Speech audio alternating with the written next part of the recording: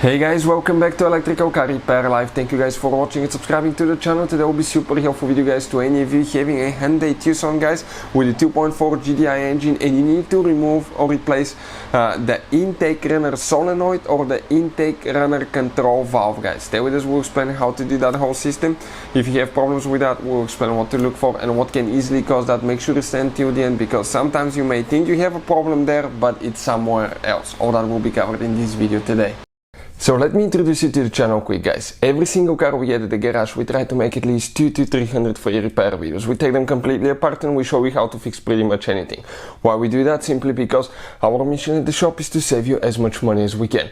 All we need in return, please subscribe to the channel and like the video.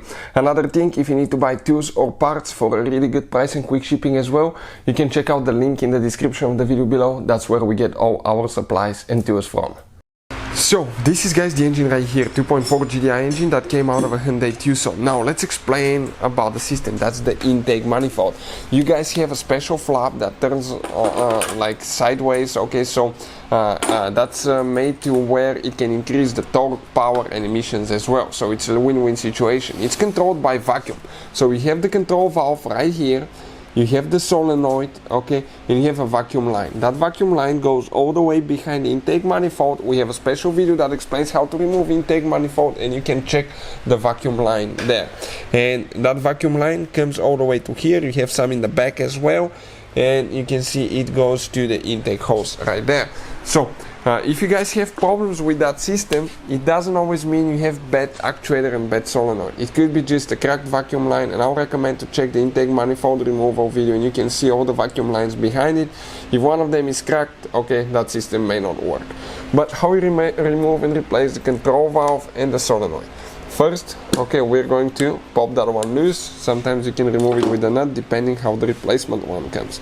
Next, 10mm socket, and we're going to go ahead, okay, and remove two bolts. Alright, and you can see this one comes out. This is the control valve. Now what about the solenoid? Right here you have the wire. Press down, okay, push in first to release the pressure, press down, and careful not to break it guys, okay, because if you pry too much it can break it. Now on the bottom, another 10mm bolt, okay, and that solenoid will come out. Now all we have to do, just disconnect it here, and that's the intake runner solenoid with the intake runner control valve. If you need to test it, we have a special video that will explain how to do that, and all that will be on our channel. How to test intake runner solenoid and intake runner control valve on Hyundai Tucson. Hopefully the video will be helpful. Thank you for watching and see you next time.